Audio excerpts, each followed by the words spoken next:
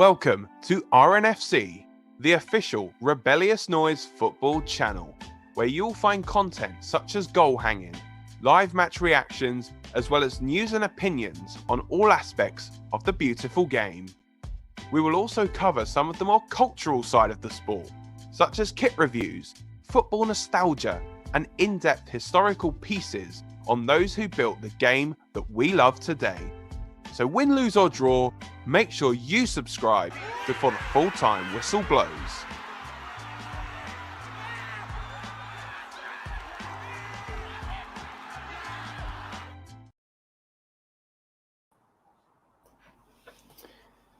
Hello, it is Scott here for the Rebellious Noise Football Channel, and once again I'm joined by Dan. How you doing, mate?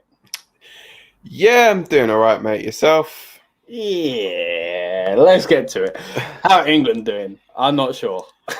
Well, another victory, 1-0. Obviously, should have been 2, but yeah, I've got a bit that I'd want to say about that. Okay, not being 2-0, but yeah, I mean, I don't know.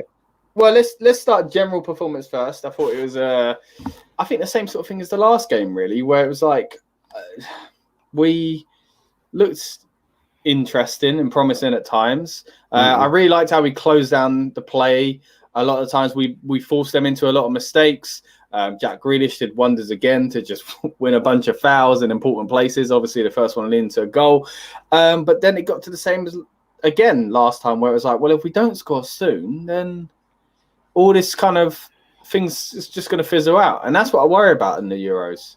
Yeah, and I mean, the thing is as well, it's like, I mean, you look at the team that he put out, I mean, it should be going across the bottom of the screen now, but the team that he put out was largely like the players, I guess, that people are going to think are like the reserve teams. Yeah, I mean, you sent me it as a text first, and all I said back was B team. Yeah, B team, rah, rah, rah. Yeah. But I mean, even like, we look at it, there's still literally not a single like Chelsea or City player in it.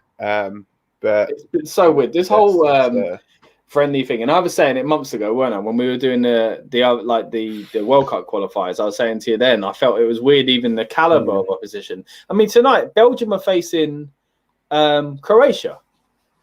I mean, you could argue that is too tough of a game. You know, you might wear yourself out, but like, surely we should be getting a better gauge. But then at the same time, we're not exactly spanking these teams. You know, it's only 1-0.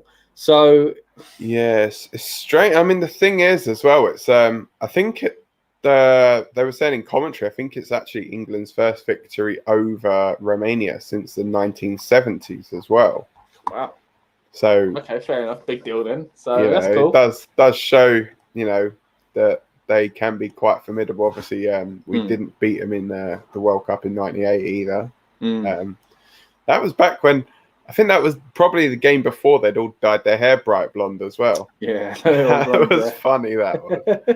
But, yeah, I think though, like overall, I think first half we seemed like we were a bit nervous. Really, I mean, we hit the post, hit the bar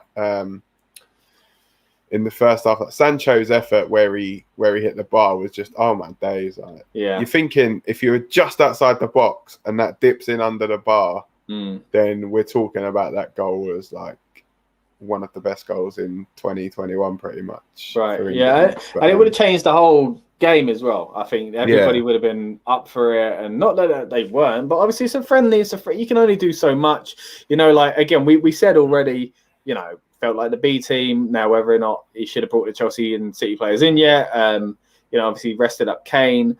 But I don't know. There's several different ways of looking at it. You can look at it as like we need to be playing our team so that we're ready going into the Euros. But you could also look at it as, well, we know what our team is, but we should bring our kind of secondary players up to that standard so they can slot in and they've had match time and whatever else. So I guess you could look at it that way. But it is really weird not having our main, and I don't know, maybe one more. I did feel like 2 was a bit weird as well. Maybe one more friendly would have been good. But again, there's the other argument of it's too close to the tournament. And like I said, you got Belgium and Croatia, which I think is a better test for them. But maybe they're going to wear each other out. who knows? I mean, hopefully Croatia get a bit worn out for the true. game that we're playing. So, and then on obviously the tournament starting on Friday, isn't it, with Turkey and Italy, and then Belgium are playing on Saturday against Russia. So true. Yeah, so it's it is a bit strange. I think obviously with the tough games coming up and that, but. I mean, the thing is, going back to the England team, I think if we're looking at that starting lineup that we put out tonight, I think there's probably only going to be 3, maybe 4 of those that will start. Because obviously Sam Johnstone, I don't think is going to start in goal. It will be Pickford. Great performance though by him today. I mean, for me, it's a toss-up with him and Grealish for man of the match for me. I think he made some outstanding saves. He did everything he needed to, Johnstone. And, I suppose it's a good thing and a bad thing in a sense, but he had made the most saves from any goalkeeper in the Premier League. So it's either saying that he's had a really good season and made a lot of saves, or it's saying that the defence in front of him was absolutely atrocious, that he had to make that many saves. But... I think that sometimes is a little bit unfair on goalkeepers to have to judge them on that, because you could say this goalkeeper had a brilliant season, but he didn't make as many saves. Yeah. But then it's like, how many shots did they face? I'm sure if you look at it needs to be a percentage kind of thing, really, doesn't it? Like that's a better judgment of.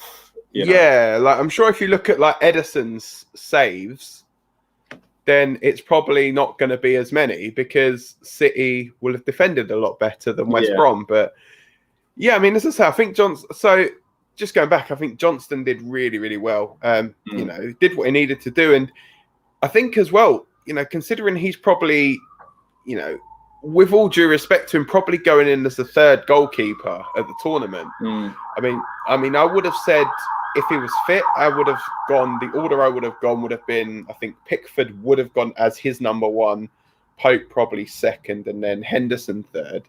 But then I think with Pope going out, it's probably going to be Henderson as a 2nd and Johnson as a 3rd. I mean, it sounds a bit strange, and I'm quite a nerd when it comes to squad numbers and that. But the fact that obviously Henderson's got 13 and Johnson's got 23 as their squad numbers, to me that would think, okay, so he's probably going to go Henderson as a second choice. He usually is though. I mean, with the defence, I think as I say, Shaw and Chilwell, that's always tough as well. I think Shaw will probably start at left back, and then it's obviously, if the rumours are to be believed, Maguire's not going to play any part in the group stage. Stupid to take him in that case. Then it's probably going to be Mings, I would say, because he's played a couple of games, so it's probably getting him some game time. So I'd probably say Mings alongside Stones. Yeah. Obviously, Godfrey played at right back, did quite well, actually. But that's the thing. It would be nice to get Mings and Stones doing something then before the tournament. It's been such a tough one. But again, City player, isn't it? So that's what I mean. Not playing him. And like you said about Maguire, I mean, we kind of touched on the previous live stream about Maguire, but I do think it's beneficial still to take him. But I understand the argument. Since we get the extra 3 players, if it was 23, I'd say what's the point? But I think, for the later stages and bringing on extra defender and all that, if we're clinging on or whatever else. As Gareth Southgate says, having that kind of character around. But but then there's also rumours of Henderson. So, him not being able to play until that period. And obviously he's already played in the warm-up game, which was surprising to me. What did you think of Henderson? And obviously we're going to have to go straight to the biggest point in the game, I think, was Henderson's miss. Obviously, which was good.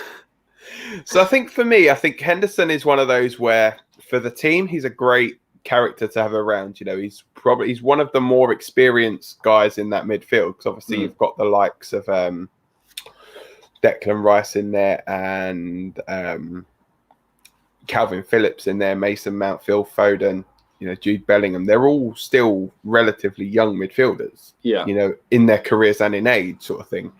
Whereas Henderson is probably the leader, I suppose, out of that pack sort of thing. And I mean, he's probably gonna play if he's fit, but just keep him away from penalties, please. Yeah. I mean, it was worrying that I mean, all right. So first of all, he took the ball, right? And now that's always a risky thing anyway. If you're going to take the ball, you need to score, right? Yeah. He knows I never like to see that. It's like if the player's got the ball. So from what it looked like from the exchange that it showed afterwards, Calvert-Lewin's picked the ball up, obviously, because he is the next person in line to take the penalty. Mm-hmm. And he won the foul as well, didn't he? Yeah. But, I mean, a lot of the time, you see teams are like, oh, if you get fouled, don't take the penalty. They see it as like a superstition thing. But he picked the ball up as if to say, like, well, I'm the penalty taker now. Rashford's gone off the pitch. Yeah. And, you know, the thing is, Henderson has not scored in over 50 games for England. Right, yeah. He was the only player to miss a penalty against Colombia in the 2018 World Cup as well. You know, I can't remember him being a penalty taker really for Liverpool either. So, you know, I'd be like, look, you're a striker. It's a striker's job is to score goals. Calvert-Lewin is Everton's penalty taker. It makes sense to give him the ball, you know, a young player as well, a young striker. Yeah. What do you want from a young striker to go into a tournament with a confidence of a goal under his belt? Yeah, 100%. So, sorry. No, I agree. And then, but when he put the ball down, I started thinking the other way, but if he does score, right, he has got rid of that when it doesn't matter, right? This game doesn't matter, you know? He got rid of the fact that he's never scored for England.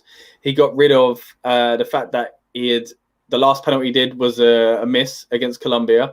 Could have cost us, and he was the only one, like you said. And therefore goes into a tournament himself with confidence, you know, with like, you know, even if he's going to take a long-range shot outside the box, or even if he's the one that is jumping up for the header from the corner or something like that, you know, it's going to give him that confidence. I scored last week. I'm coming back from injury, but I'm feeling good. Do you know what I mean? It would have given him that boost. You could argue that the younger players need that more. You could argue that strikers need that more because they're going to be ones in front of goal 9 times out of 10. But I kind of did see the logic in it at the same time. You know, I did think, you know what, if he's doing this for a confidence thing for himself, then I actually agree. But when he missed, I thought, oh no, mate, if that's why you were doing it, I can only imagine how much it would have hit him. After that, I actually missing it. It backfired, you know. Not just for the goal. It wasn't about this game. Do you know what I mean? This game didn't really matter. But for me, it was all about that confidence. And I was like, oh man, I think he's kind of ruined that.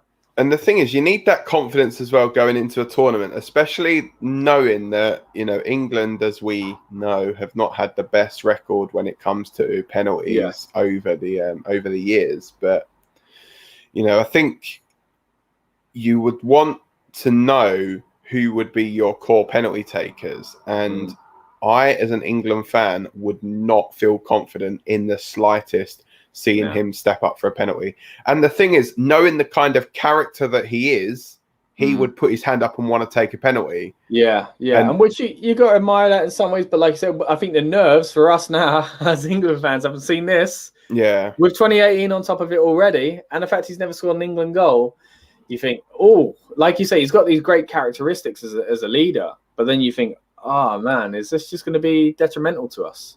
Yeah, I mean, don't get me wrong. Like he's like if you're asking me who is the best England team at the moment, if he's fit, he plays. Yeah, 100%. 100% he plays. But I think if it goes to a penalty shootout, he's the player you're hauling off in like the 119th minute to bring someone on for me, just so that he doesn't have to kind of take one. And obviously bringing on Henderson to save a penalty, which is the other Henderson. So bring Dean on, take Jordan off, and obviously show Ollie what he should have done in the Europa League final. But I think, you know, I think overall, like it's one of these things. I mean, if I'm looking towards the Croatia game, I don't think Henderson would play a 90 minutes against them. I think you're probably looking more Czech Republic or Scotland for him to play like a 90 minutes. I mean, I think Scotland would be a good game for him, being that it's like a local rival and all that kind of the passion in like Scotland are going to be well up for that. I think he's the kind of person you want in midfield, controlling it and kind of bringing the fire out of the English players. You know what I mean? And I mean, I think the thing is, I don't see, the rivalry with Scotland is always going to be tough, and I think he's going to be one of these that, as you say, will get the players like riled up. And you can see sometimes that even when he's like in the tunnel, when he's on the pitch with the players, he does kind of bring them up and rile them up, and he's like, "Come on, boys, let's do this," sort of thing. And I mean, as I say, I've got nothing against him. I just every time I've watched him play, although I feel as though he does have really good moments on the pitch, he just worries me a lot of the time. It's like I always think there's a mistake in him for some reason. Like you get someone like a Grealish who, you get him on the ball and you're quite confident. Whereas with Henderson, I just feel like he's going to do something in a minute. And I think, he'll either try and make, instead of making a simple pass, he'll try and make like a Hollywood pass and it will go off. And, I've said it numerous times, whenever I've been watching football, even back to like when I think it was 14, 16, whenever I've watched him play, I've always he's just frustrated me as a player all the time. Right. And this was even before he played for Liverpool. So I can't even say it's that, but well, it was even before that. There's great qualities in him, and you, like you said, you'd want him in your 11, and 100%. So there's that. It's just I know. Yeah, it's a strange one, and I think obviously seeing that we've just seen him miss a penalty, we're going to be more on that side of it. Like he was the kind of player where either one of those things would go. Of course, Henderson had the great game. He's Henderson, and then also like of course he messed up. Like it feels like not of course, but like it feels. I could see that. Do you know what I mean? Both of those things I could see. If you said this is what's going to happen, I could see that happening. Sticking with penalties, then we'll go with the one that did work out, and obviously Marcus Rashford. That one scared me more, actually. Not so much. What scared me about Henderson's one was that I thought it was probably for confidence, and I just really hoped it worked out for him. For Rashford, it scared me the way he ran up, the way it was literally like an old Western who's going to budge first. You know what I mean? And the keeper did, and he played it very, very well. But you do that in his hands behind his back as well. Yeah, you do that in a proper shootout, mate. I'd be struggling to stand still. But hey, it worked for him. It was a nicely put away penalty, and hey, because of that, we won the game. So that was good. And the thing is, you're talking to somebody who has Paul Pogba in his team, and Paul Pogba taking a penalty. I honestly think he's still doing his run up from about 2 seasons ago. The other one as well. Go on. Simone Zaza as well, the Italian player. He famously did them as well and smashed one over the bar. I think it was for Italy. I think it was. But I was going to say Maitland-Niles for Arsenal. When he slowly, casually, and he just does it, and it always works out. But one of these days, man, it's going to go wrong. It scares the life out of me. But see, I'm a traditionalist. I don't like all of those fancy run-ups. I just think just run up to the ball, put your foot through it. Yeah, it does freak me out. It does freak me out. I don't know like where that all come from though, because it's like it only seemed to be sort of like a gradual thing. Yeah, it's a bit like I guess diving as well. Like you never really used to get that much in the game, and now you get that a bit more. And nowadays it's like the penalties. It's like you look at someone like Julian Dix or Stuart Pearce. Like, would you ever see Stuart Pearce do a stupid run up like that? He'd literally start his run from like the edge of the D and just wouldn't stop until like he was in the net with the ball. Sort of thing. Yeah. But I guess to be fair, the way I look at it is, it will never fill me with confidence whenever a player approaches the ball like that. But if it ends up in the net, good. If it doesn't end up in the net, then we can moan about obviously within reason, then you're going to get a few like things shouted at you and like, why are you doing that? That's stupid. But, of course it is. Yeah, whether or not it goes in, that changes everything. Going back to the team then, who else do you think stood out today as either shoving their way into the 11, or maybe we should talk about shoving their way into the team in general, because obviously we touched on it in the last one when Trent obviously had been injured at the time. We wasn't 100% sure, but it looked pretty likely. If you haven't seen it yet, you want to see us kind of go in depth on this, but the England versus Austria game the other day, check that out after this one, of course. And hey, if you're new here, please subscribe. And but yeah, we were saying it in that stream basically. I was saying at least I thought Ward-Prowse was my number one choice to take it, and then second was Lingard, because I do think Lingard's unlucky to kind of miss out, basically. But as it says down there, who should replace Trent Alexander-Arnold? For me, after this game, I'm more in on the Ward-Prowse camp, even more, doubling down on that. Yeah, 100%. I think it's one of them where I think he's played his way into it now. But then I think if he wants to go with defensive cover, I feel as though Ben Godfrey had a really good game. And, obviously, it's that versatility as well that Gareth likes. He can play at right back and at centre back. But then, like I said before, we kind of need that midfield, though, don't we? We've got a lot of defence. So then in that, if they're going on that, then you'd have to say Ben White as well, because I thought, although he had a solid game this season for Brighton, he's played right back, centre back, and in central midfield. So, it's another option. But I mean, as I say, for midfield wise, let's have a look. I'm probably gonna go. It probably is more likely, I think, Ward-Prowse. Because I mean, if you're looking at the ones that have not gone, so out of the squad, it's Godfrey, White, Lingard, Ollie Watkins. I think that's it, isn't it? Yeah, because Greenwood obviously was injured. So only 7 that got dropped. I mean, I think the thing is, he's not taken an extra striker, so I think Watkins. We could probably rule him out. Right. I honestly do think it's going to be a toss-up for him between Lingard and Ward-Prowse. I feel like the fact that he used him today for so long, I think it's Ward-Prowse.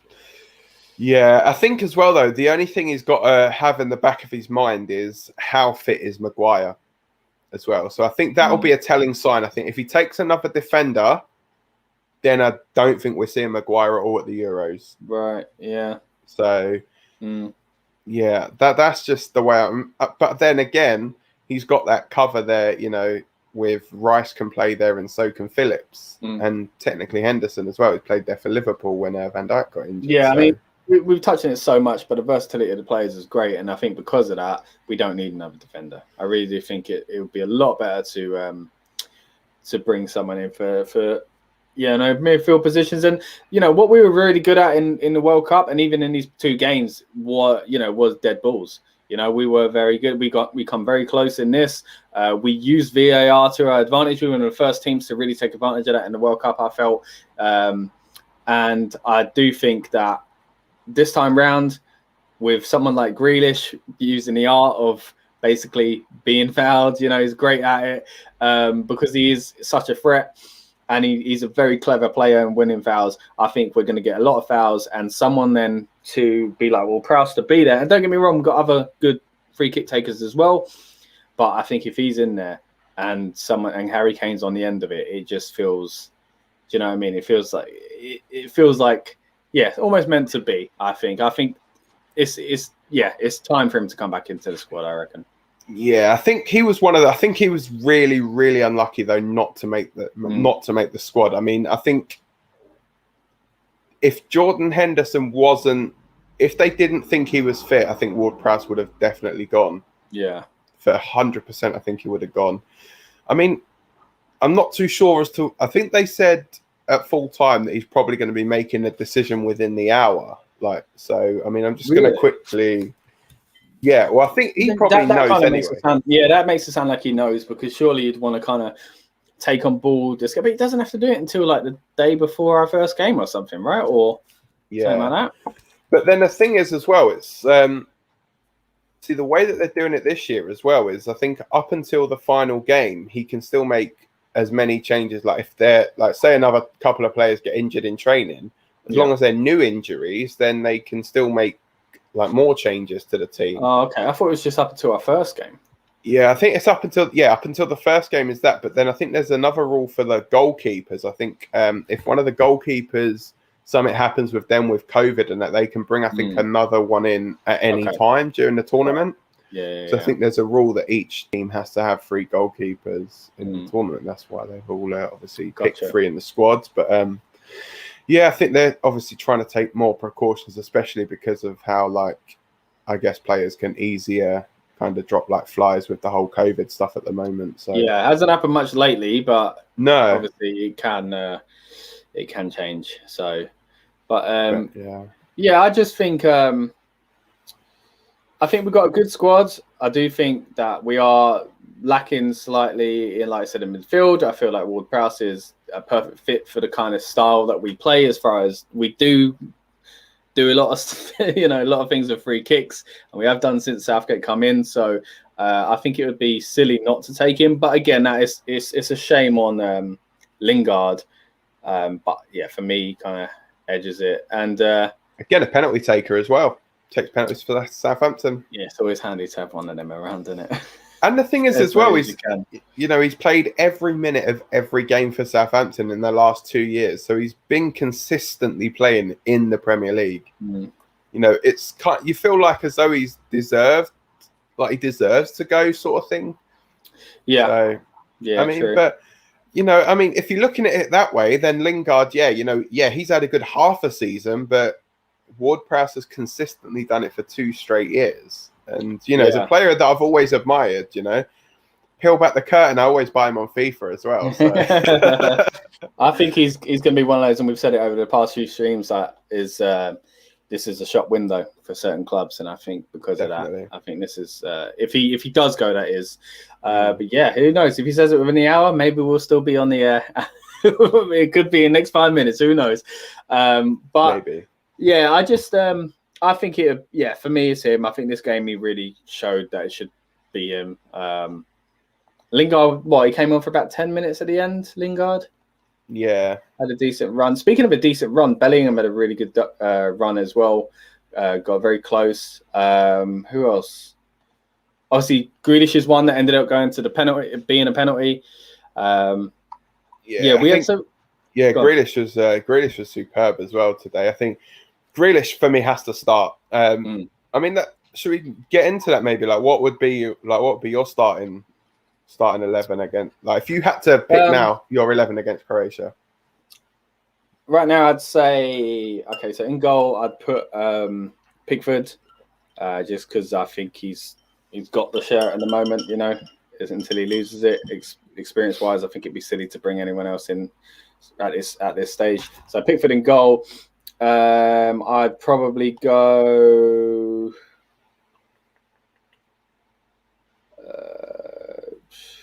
maybe Walker and Shaw. Do you go 3 or 4 at the back? I think 4. Because there was a lot of talk actually during the game that England are going to go with 5 at the back, so 3 centre halves and have like Walker on the right side of that. Yeah, could do. But I'll pick as a 4. I put Walker and who did I say? Shaw. Yeah. And in the middle, because of Maguire's fitness, I'm going to go Stones and Mings. And then I'd put Rice Mount, Rice baby, Rice Mount and Grealish. And then on the wings, or Kane up front, let's just put that out there. And then on the wings, I'd probably have. I'd like to say Foden, but I don't think going first game into it, Foden's going to be there. And I think we got to remember he's still young and fresh in England, so I don't think him coming off the bench is a bad thing. So I don't know, man. I really don't go because it keeps changing. I really keep changing. See, I would have said Sterling before, but I feel like I've been talked out of it by a lot of people lately. Yeah, so, not been in the best form for City recently. But then I suppose you got to say as well, you got to go, I guess, on England form, and in an England shirt, he's always kind of stepped up. So yeah, you know what? Then because of that, I'm going to go Sterling and Rashford, because if they don't get it done against Croatia, right, someone else will come in against Scotland, because it's obviously they're not World Cup finalists like Croatia are, right? Although it's going to be tough, it ain't going to be an easy game. I do think that's the game where you can rotate a bit more if we've successfully beat Croatia. So I think, and even if we haven't, Scotland's a good chance to bring in other players and see what they do. You know, Foden, give him that little bit of extra rest, and then go from there. That's what I think anyway. I think there's a chance of changing your 11 come the second game if it's just not clicking with Rashford and Sterling and those guys. But yeah, I think that'll be it then. Should I recap? So that's Pickford in goal, Mings and Stones, and then who was it? Shaw and Walker, Rice, Mount, Grealish, and then Kane up top with Rashford and Sterling either side. I think that's What about you? Well, as you know, I've already done my starting 11, so go back and check that out. Mate. That was there you smooth. Go. That's all I'm going to. Don't need to bother telling you mine. So just have a look at that. Has anything changed since then, though? To be fair, I can't even remember. I can't remember who I picked in it. I think you went similar to what I did, but obviously you had Maguire instead of Mings. Because you were thinking he was going to play. I think you also had the same front three. Yeah, I think the only I think the one Henderson? main difference I think I had was in goal, because I think I picked Nick Pope, and this was before I think Pope was ruled out with an injury. Okay. So if I'm looking at it just from the players that's there now, I would go Pickford in goal. I think he's going to play 3 at the back against Croatia now. So, if that's the case, then I would go with Walker, Stones, and Mings as the 3 centre backs. Shaw at left wing back, Trippier as right wing back. And then the 2 in midfield would be, for me, Declan Rice and I'd want to say Mason Mount, but then would Mount be disciplined enough to play in a 2 there? So I'd probably say Mount, and then I'd have probably Rashford coming off the left, maybe Grealish coming off the right, and Kane through the middle. Okay, so you are dropping Sterling then. Yeah, I don't see. The thing is, I think if it's 4 at the back, then Sterling would play. Like me as well, with your 3 at the back, that's probably the way I'd do it if it was 3 in the back as well. Have those same guys, because I think Trippier performed quite well the other day. And I think he's in good form, so I'd probably have Trippier in that position. I do think Walker is quite underrated these days. Continues to improve, I feel, and people just oldest player in the squad as well, isn't he? Probably, yeah. At like 30, 31. Yeah. So, but yeah, it's ridiculous thinking like 30, 31's old now. I know. So yeah, I'll be mid-30s before I know it. Bloody hell. Yeah, you'd have to be one of the locker room leaders, mate, if you were playing, man. When you think, I think Edison Cavani is the same age as me, and people are thinking like, oh, is he winding down his career now? I'm like, mate. Yeah, I'm in my prime. Yeah, so he's only just bloody started at United. Like, got years left yet. Yeah. Yeah. And you look at Buffon, and he's like 43 and still going strong, and he's got like 10 years on us. So yeah, true. That's an older guy. That gives us hope there. We can still make it pro, mate. Yeah, I think there's a guy who plays in Japan who's like in his 50s or something. Yeah, I think you're right. Yeah, probably. Guarantee if Wenger was still at Arsenal, we'd probably be trying to sign him. Come on now. Okay, right. Well, I was going to say, what should we say? Because what should we say about England? Because as far as chances in the Euros, because this is our last chance to talk about an England game, obviously, before we go into the Croatia stream. That is the next post-match stream. We're actually doing a stream tomorrow night, guys. If you are watching on demand, then it might have already been done. Check it out on our channel. But if you are watching with us live, basically tomorrow night, we are going to do a little Euros predictions in general as well. So we're going to basically predict the groups, predict each knockout tie that come from our little predictor. And it's going to be a bit of a debate as well. We're not going to just simply do it as one person's view. We're going to sit there. There's going to be a few of us, and we're going to say this team is going through, and then it's basically going to be the best majority rule will go through. So it's going to be interesting because it's going to be like a collective kind of viewpoint of all of us rather than one kind of view. So I'm looking forward to that. Looking forward to the debates it's going to bring up. Get your wall charts out and fill them in. Exactly. Yeah. Let us know who you think is going to win, where you think England's going to go. So again, like I said, I won't touch on it too much. Depending on how our little prediction thing goes tomorrow, it could go in a completely different route. But the way that I'm looking at it, I think we're probably going to draw France in the quarters. So I'm looking like at the moment we're going out in the quarters. That's the way I feel we're going to do. What are you saying right now before we go into a proper predictions thing tomorrow? Let's just get out of the group first. I don't want to sound pessimistic and be like, oh, we're going out at this stage. But, I mean, these last two games ain't filled me with the most confidence. But again, it's not been our main team either. The way, I mean, the thing is, the way we've got to look at it, like Croatia's going to be tough. Now, I never thought I'd say this, but I think Czech Republic's probably going to be one of our easier games in the group stage. Because then Scotland are obviously going to try and turn it on. It's a tough against group, us man. as well. It really so, is. I mean, on paper, people would look at it and be like, oh, yeah, it's Czech Republic and Scotland. Tricky, like, it's not the Czech Republic of old.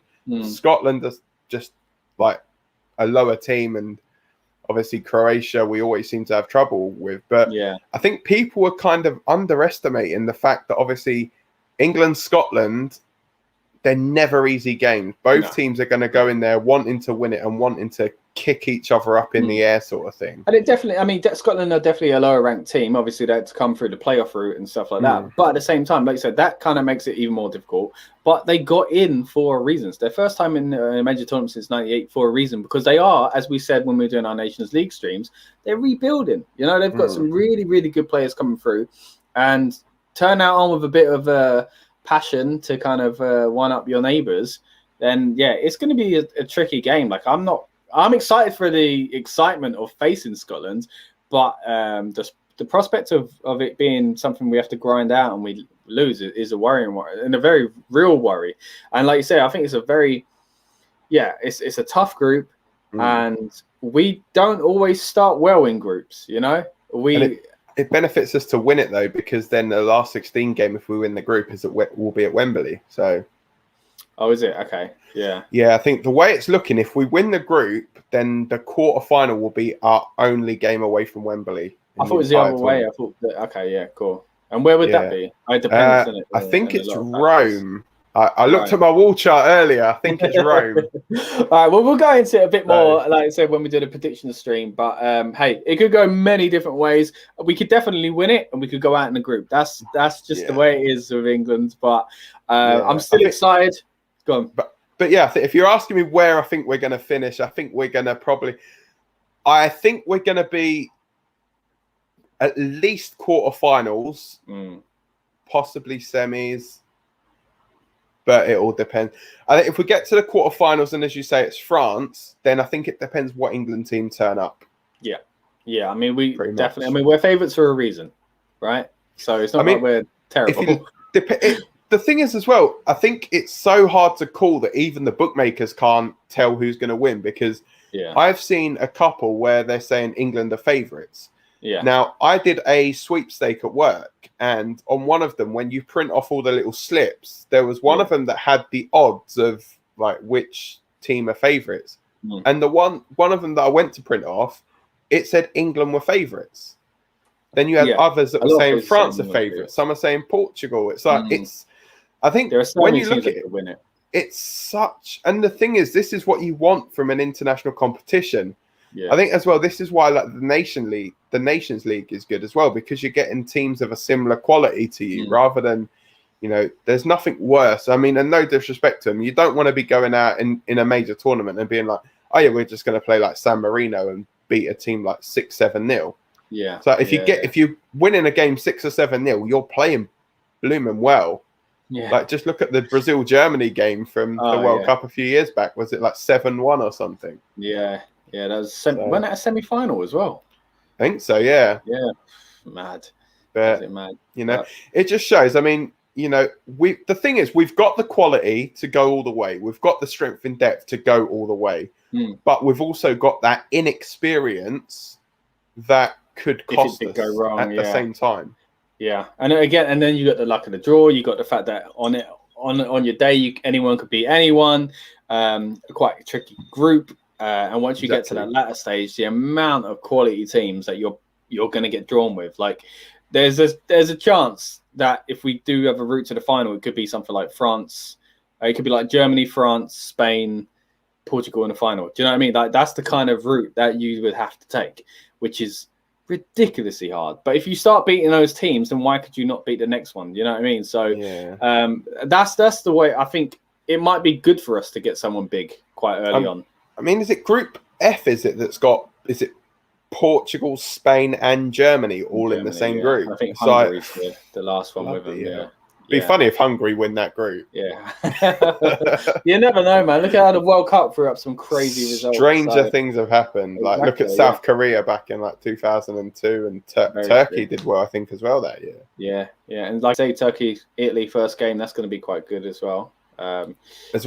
Italian team as well that's like kind of just rebuilding themselves as well. And obviously you got your second team Holland as well. They're just like coming up again, aren't they? So the quality in Europe is amazing right now. It really is. Like I said, there's so many teams, and again, we'll get into this when we do our proper stream on it, but there are so many teams that could outright win it. You could call favorites Belgium, France, teams like that. Then there are teams that like on their day could do it, like Spain. Then there are teams in Germany, they haven't had the greatest past few years, but obviously they're still quality side. Then there are the teams that are slowly rebuilding. Do you know what I mean? Like you say, Italy and the Netherlands. Then there are teams like Croatia who could have a really good tournament like they did at the World Cup. So, man, it's going to be really exciting. I'm looking forward to it. Again, if you join us next Sunday, we'll be reacting to the Croatia game, as it says down the bottom there, at 4 p.m. So straight after the game's finished, basically. And then tomorrow, and again, if you're watching on demand, this probably already happened. We'll be doing our predictions in general. We'll be here for pretty much, we're going to try and do all the England games over the Euros and any big ties that pop up and we are available for. If they're looking tasty and we've got the time, then we will do it. But please subscribe. Check out more of our content on the football channel. We are part of Rebellious Noise. We have many different channels. Check them out on the channel. You'll find them. You'll find our other stuff. But again, if you're a big fan of football, then that's probably why you're watching. Then please subscribe and check out more of our football content, including, as Daniel rightly mentioned earlier, some interesting England videos we've been doing. So Dan obviously did, he's starting 11 like we touched on already. He's done who should be in the 26. Obviously, we've gone past that point now, but if you want to see Dan's perspective of who he would have taken, and if you want to see the reactions to when the original squad was announced by Gareth Southgate, then we've got that on the channel as well. But again, it's not just the previous videos we're promoting. We've got new videos coming up as well. Dan, anything you want to say before we get out of here? Just hopefully it's coming home. But You've changed your tune. Before it was it's coming home, now it's hopefully it's coming home. The way we've got to look at it, we've got to just look at it as if we're going to win it, it's 7 cup finals. That's how you got to play the tournament. Yeah, pretty much. True. So I think, I guess that's everything from me. I guess just see you tomorrow and we'll have a bit of fun and we'll see where you're going to go into. Yeah. Cool. All right. Thank you very much for watching. And like Dan said, join us for tomorrow's stream and more of our Euros content. And we'll see you next time. Bye. See ya. Welcome to RNFC, the official Rebellious Noise Football Channel, where you'll find content such as goal hanging, live match reactions, as well as news and opinions on all aspects of the beautiful game. We will also cover some of the more cultural side of the sport, such as kit reviews, football nostalgia, and in-depth historical pieces on those who built the game that we love today. So win, lose or draw, make sure you subscribe before the full-time whistle blows.